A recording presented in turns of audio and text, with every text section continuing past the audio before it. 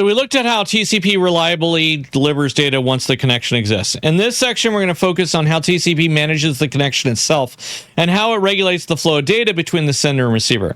This section is going to introduce flow control, connection management, and includes how TCP establishes those connections, prevents receivers from being overwhelmed, and cleanly terminates that connection.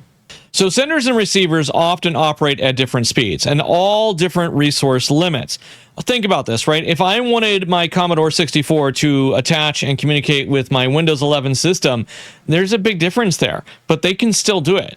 However, without regulation, my Windows 11 system would be a fast sender and it would overwhelm that Commodore 64. This would lead to some major data loss, some system instability.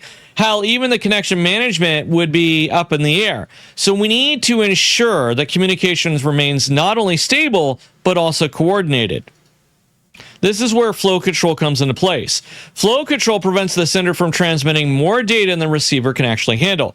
It's an end-to-end mechanism managed by the transport layer, and it separates itself from congestion control, which deals with conditions on the network itself. So flow control end-to-end, congestion control is the medium in which it operates.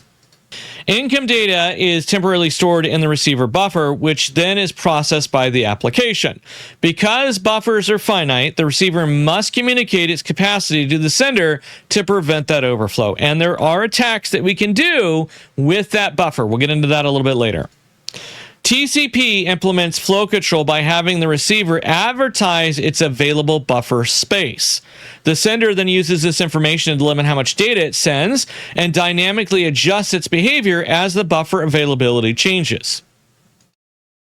TCP is connection-oriented protocol. We know that, and before data transfer can begin, both sides need to establish a shared understanding of that connection state. This coordination enables that reliable delivery, flow control, and orderly communication. You have to have ordered communication in TCP or it's never going to work. The three-way handshake established by the TCP is a synchronization of sequence numbers and confirms that both sides are ready to communicate. TCP handshake, you need to memorize this. It's synchronize acknowledgement, so sync, act, I can't talk. Synchronize, send, act, and then send. Think of it like a phone call, okay? I call you up on the phone. I pick up the phone and I dial your number. That's synchronization. You pick up the phone. You are now acknowledging it. By picking up the phone, you've acknowledged that call coming in. You say hello. You're now synchronizing back to me. I now say hi and start my conversation. I've now acknowledged you. This is a three-way handshake for TCP. All TCP communication requires that three-way handshake. When communication is complete, the TCP performs an orderly connection teardown. This ensures that all the data has been delivered and acknowledged before resources associated with the connection are released. This is where I constantly relate this back to my autistic daughter. I love my daughter to death. She's autistic, and I'll be like, all right, honey, I love you, goodbye, and she just hangs up. She doesn't say goodbye or anything, or she'll think the conversation's over and she'll just hang up. She has no social norms whatsoever, and that's okay because I love her. She's autistic, but not okay for TCP communication, because then it's going to leave something hanging. It's going to be like, hey, are you still there? Are you still there? This is incredibly inefficient on the system.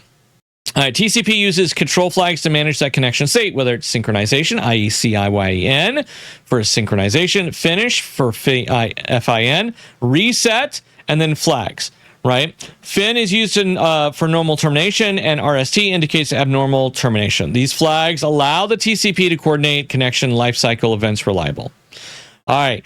Effective connection management enables reliable communication while preventing resource exhaustion. It supports multiple simultaneous connections and has important implications for performance, stability, and security.